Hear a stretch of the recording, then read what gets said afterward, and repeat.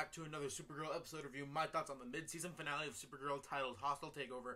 And starting out, hands down, my favorite episode of the season so far.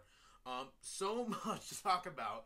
And I gotta say, of all the shows that I review and watch, between Arrow, Flash, and Supergirl, this show had the best season finale, or mid-season finale. Because it felt epic, and it felt like, I mean, you knew it was a season finale, and even like story-wise, it felt like a mid-season finale. I mean, there's so much to talk about. I mean, just starting out right now, I was loving the dynamic between, Alex and Hank starting out, especially going back last week when, we found out that Hank was, spoiler alert for if you guys haven't seen the show. I mean, if you're watching this, more than likely you guys have, for the big reveal that, Hank is Martian Manhunter. And I like that they didn't focus on that this week.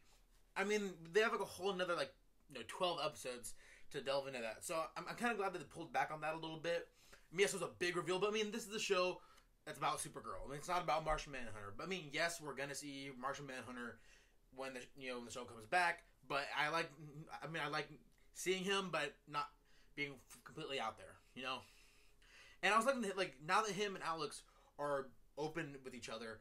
I was loving their dynamic, and the fact that it was revealed to us that John Jones, or I'm just gonna keep calling him Hank. But when Hank says that telepathy doesn't work on Kryptonians, it's like something that Superman loves to make fun of, and I thought that was really cool because it's like, okay, I mean, I don't know if that's how it's been in the past, but hey, it means it brings another cool thing back to the show, and that he won't ever be able to read Kara's mind, so that's a little cool. And another thing I love about this episode, Cat Grant. This is another reason why it's my favorite episode. Cat Grant was in this episode the best she's ever been. Calista Flockhart is the actress who plays her. Did such an amazing job in this episode, so much to the point where just she's now become one of my favorite characters. I mean, really. Throughout the entire episode, after we find out that her company's been, or her emails and stuff have been hacked, and she's making all the jokes about the fact that she asked out Idris Elba and got rejected, the fact that she slept around with John Stamos. I mean, yes, they're just making pop culture references, and I mean, I still enjoyed it. I still thought it was pretty funny, just because I have a really have a weird sense of humor like that. But so there's again. And her portrayal is this is the most human side of Kat that we've seen. And the fact that, Kat has always been portrayed as a strong, smart, and really just overall really powerful person, And the fact that, by the end of the episode we find out that, she figured out that Kara is Supergirl. I mean, I was a fan of the show. I mean, I think at some point we all kind of had to see that coming. But it was still a nice reveal, and the fact that, more than likely, she's not going to say anything to the public. But the fact she said, thank you for all you do. Just seeing the relationship between Kat and Kara, just has fleshed out so much. And this is coming from a guy who, I hated Kat at first. I didn't like Kat at all. And Kat has really become one of my favorite characters. I mean, look at the smile on this geeky face. I mean, seriously, Calista Flockhart has delivered such a great performance in this episode and in the last few episodes. I mean, she's become, again, just a more layered, more interesting, more funny. I mean, again, she's an overall great character. One of the biggest highlights of this episode. So there's her, Kara's fighting getting better. And then, it's funny, that big fight scene when they're flying around in the city, to me, as I was watching it, that was very reminiscent of the fight between Superman and Zod in Man of Steel. And even certain shots were almost completely from the movie. Except it was Supergirl and Astra, not Superman and Zod. And I mean, this show, obviously, it does make its comparisons to Superman and all that stuff. So I just thought, as a fight scene, that was really cool. I mean, I've seen Man of Steel so many times. I mean, that should be a shock to you guys. I mean, I'm a huge nerd. But, and I've analyzed that fight scene so much to the point where, watching it, I'm like, okay, I recognized it immediately. I was like, oh my god, Man of Steel. I thought that the fight scenes were really cool. Again, just Kat just being an overall really more layered character this time around.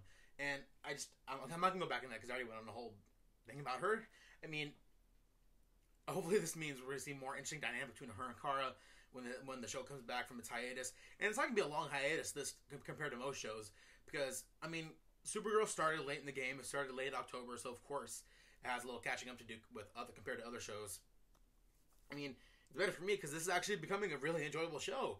I mean, at first I was just watching it week after week because it's a DC show and it's a Superman character. So I was like, okay, why not keep watching? But week after week, it's like the show's getting better and better and better and better to the point where now it's become one of my favorite shows. Like, it really is. I mean, I was gonna review it regardless. I mean, at least the pilot, because the pilot, as much as I liked it, obviously I went on before that about how it had its problems, but this show has progressed so much to the point where it's become one of my favorite TV shows on right now. I mean, yes, and then as a guy, I mean, I want to be able to talk about this show more, and obviously, like, having my own YouTube channel, it gives me an outlet to do that. But I can't really talk about being a fan of Supergirl in public, So I can't be like talking to like a group of dudes, be like, "Oh yeah, did you guys watch that new episode of Supergirl?" They look at me like I'm a weird idiot who just stays and hangs out in his mom's basement, I mean, obviously I'm not. I mean, I hang out in my dad's basement. Obviously, I'm kidding, but I don't know. I just feel like this show should be able to transcend that in general, and I should be able to talk about this with anyone. I mean, this show, yes, while it's a female-centric or female-driven show, I think it's a show that everyone can enjoy. I enjoy it. My little brother enjoys it. Obviously, I have a lot of female friends who enjoy it. And yes, there's a group of people that really don't enjoy the show because of its tone and how it's written sometimes, and that's their problem. But this show has just become something more than just being another superhero show. I think there's something to be said about this show and where it's going. And Melissa Benoist has always been the big part of why I like this show so much. And I liked her. I loved her casting from when she was first cast to now. And at first, when the first pic just came out of Melissa Benoist, Supergirl, I said, she has the look down. And watching the pilot, like, she immediately has the quirkiness and the geekiness of her character, and seeing a more human, an alien character with such human characteristics and such a human personality. And just overall being such a relatable character, and seeing what she goes through as a character, has made the show so much more enjoyable to watch. Even in the episodes where I had problems with it, Melissa Benoist's portrayal of Kara has never been the problem to me. That's always been the one consistent thing throughout the entire show. Melissa Benoist is perfect casting, and much like how I feel about like Grant Gustin on The Flash, Melissa Benoist, I can't see anyone else playing Supergirl. I mean, this again. She brings something to this show that I think she's one of the better actresses I've seen right now. I mean, yes, there's Jennifer Lawrence and all these other up and coming actresses or actors who have been around or whatever, but I feel like as an up and coming actress, Melissa Benoist carries herself with such a strong demeanor, and she's just such a likable person, even outside of the show. I mean, she's again. I don't want to keep railing about it. Again, Melissa Benoist is hands down one of the best actresses on TV right now. So now that's out there. Going back to the episode again, I've been really liking Astra so far. I wish they'd utilized her. I wish they would utilize her a little more. And seeing her in this episode, I mean, I could have done without the cheesy flashback going on. I mean, I liked the flashback when it dealt with Astra and Alora, and seeing their conversation together, and it's kind of funny because it's the same actress playing two different roles. So I like that scene, but the whole scene with her and the younger Kara, I could have done without that. I think that was a little too cheesy for me. I mean, I understand that whole scene was the setup of Alora had set that up to get her sister, so that's the reason why Kara was able to contact Astra. And I mean, I did like seeing the relationship and where it was back on Krypton. I did like seeing that a lot, but I just feel like it could have been handled a little better. It was a little too cheesy for me. But other than that, again, Astra, I loved seeing her in this episode. And seeing her, again, the fight scene between her and Kara was really great and handled really well. And when they first introduced us to Non, it's like, okay, well, this is definitely a different take on the character of Non. I mean, for those of you who don't know, Non is a character who's typically associated with the character of General Zod, and he's always one of General Zod's minions or compatriots or whatever. And in the original Christopher Reeve Superman movies, Non was portrayed as a mute character, and he was lobotomized, so he couldn't speak, and he was just basically just a walking piece of flesh, So all he really would do was just smash things and do what Zod told him. So now they're bringing him in here, and the fact he's Astra's husband, and he's obviously a more intelligent, and he actually has a role to play, being her lieutenant. I think that's an interesting dynamic that I want to see played out more on the show. I mean, the show already has a lot of great things going for it, and speaking of great things going for it, I feel like now I'm at a point where I'm actually really liking Winn a lot more. He was a character that at first I feel like the writers were trying to make him too much of Felicity Smoke and Cisco from Arrow and Flash, and they're just melding the two characters together to give us Winn. And at first, it really felt that way. Of course, on this show there has to be another tech guru kind of guy. And I didn't like him at first in the way he was written, but now it's gotten to the point where I like his role on the team between him, Kara, and James, and I like that him and James are actually able to talk more in the episode. Because for the most part, it's just him and James helping Kara.